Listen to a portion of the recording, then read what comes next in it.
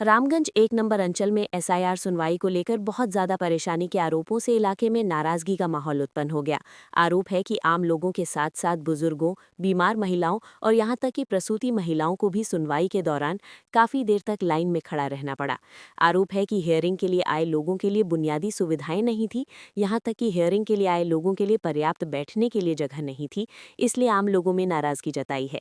ऐसे में रामगंज एक नंबर अंचल के प्रधान के प्रतिनिधि रंजीत रॉय सुबह से ही रामगंज हाई स्कूल में बनाए गए सुनवाई केंद्र पर लोगों के साथ मदद के लिए खड़े रहे। उन्होंने आरोप लगाया कि केंद्र की भाजपा सरकार आम लोगों को सिस्टमैटिक तरीके से परेशान कर रही है। उन्होंने दावा किया कि लगभग 1300 वोटरों में से 750 लोगों को एक ही दिन में सुनवाई के लिए बुलाया गया, जिससे परेशानी उत्पन्न हो गई।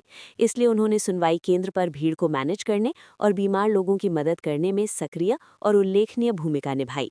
दूसरी तरफ रामगंज एक नंबर अंचल के तृणमूल अध्यक्ष मोहम्मद यासीन ने भाजपा सरकार की कड़ी आलोचना करते हुए कहा कि पश्चिम बंगाल के लोग 2026 के विधानसभा चुनाव में इस परेशानी का करारा जवाब देंगे।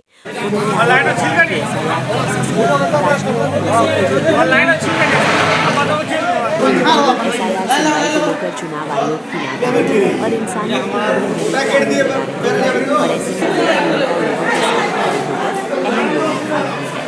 আমার নাম রমজান আলী। কি জন্য আসছেন?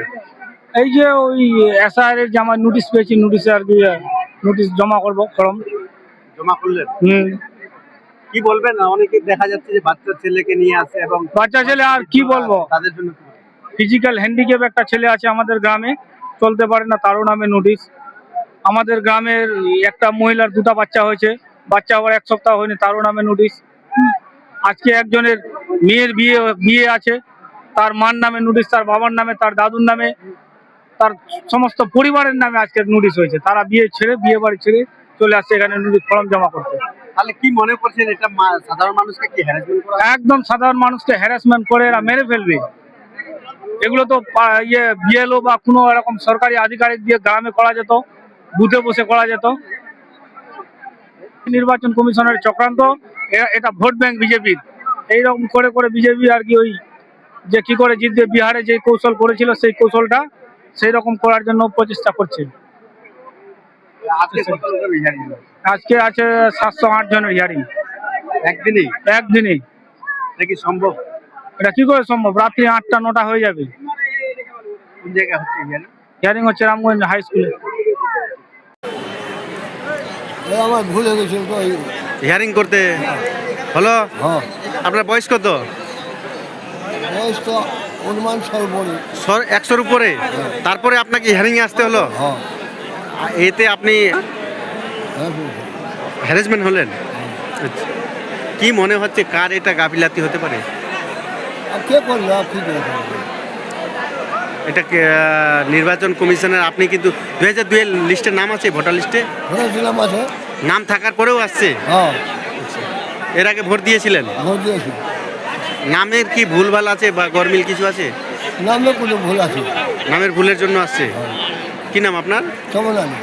আর আগে 2002-তে কি ছিল? ভোট দিয়েছি আমি। নাম কি ছিল? ওখানে ভালো ছিল, কিন্তু কেটে করে এখন চমন আলীরা ওটা করেছে চমন খাতুন। খাতুন করে দিয়েছে? হ্যাঁ। ছেলে থেকে মেয়ে করে দিয়েছে? মেয়ে করে দিয়েছে। কি মনে হয় কার গাফিলাতি এটা হতে পারে? বদমাশি করলো। বদমাশি করছে? হ্যাঁ। কে করছে? ওই যেগুলো লিখতে গিয়েছিল বাড়িতে, ওইগুলো করে দিয়েছে। ঠিক আছে। তারপরে আমাকে ডাকছে। আচ্ছা।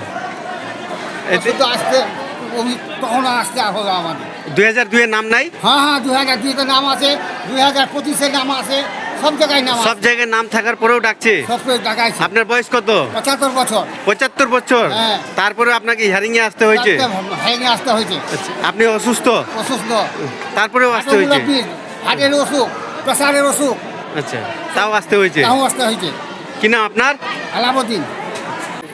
হ্যাঁ, প্রথমে আমি এটাই বলবো, এই যে কেন্দ্রের এই নির্বাচন কমিশনার, তারা কিন্তু বিজেপির সঙ্গে যুক্ত হয়ে তারা যে উল্টা এতগুলা 750 মতো পাঠিয়ে দিয়েছে, যারা এখানে স্থানীয় জেনুইন ভোটার, যাদের জন্মস্থলে এখানেই এই মাটিতে হয়েছে, বাপদাদার সম্পূর্ণ এই মাটিতেই তারা চলে গেছে, তাদেরকে হিয়ারিংয়ে পাঠাচ্ছে, তাদেরকে হ্যারাসমেন্ট করছে। তাদেরকে আমরা এই বিজেপি সরকারকে আমরা ধিক্কার জানাই, যারা এই চক্রান্ত করে এইসব করাচ্ছে।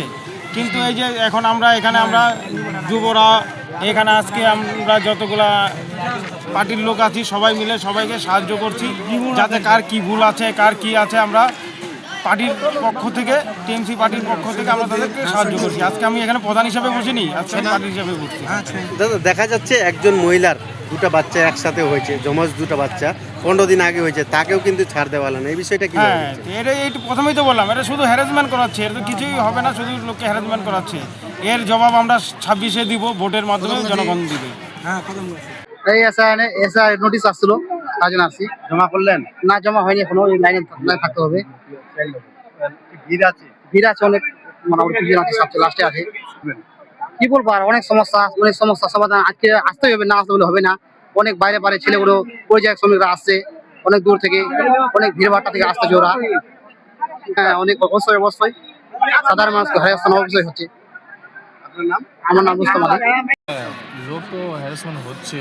এই যে বিজেপি সরকার, ওরা তো মানে মানুষের কাজ করে, মানুষের উন্নয়ন করে তো কোথাও কোনো কিছু দেখাতে পারতেছে না। এখন বাঙালি ওরা কিভাবে লোককে হ্যারাসমেন্ট করাবে, কেন বাঙালির লোক তো জানে যে বিজেপি সরকার কোনোদিনও মানুষের উন্নয়ন করতে পারেনি আর করবেও না।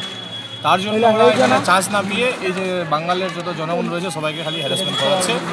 তো বাঙালির জনগণ যে 2026-এ আমরা সবাই দেখিয়ে দিব যে বিজেপি তোমাদের কোনো জায়গা নাই বাঙালি।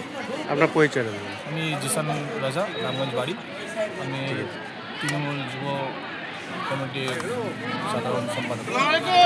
বিজেপি সরকার, কেন্দ্র সরকার আছে, কেন্দ্র সরকারের রঙিন হীরা নিয়ে আমাদের হিলতে যে এখন যে মানুষের যা করেছে ইলেকশন কমিশনার, এই যে বুড়া লোকটা আছে ইনাকেও ডাকেছে, উপায় নাই। একটা বুধে আমাদের 600-700 করে ডাক পড়েছে। এটা কি কেন্দ্র সরকারকে ওদেরকে ভালো লাগে? এটা বিজেপি যা চাচ্ছে আমাদের সরকার কিন্তু বাঙালি সরকার মমতা করতে দিবে না। আর আমরা চাচ্ছি কি করতেছে করুক, বিজেপির এখানে জায়গা থাকবেই না।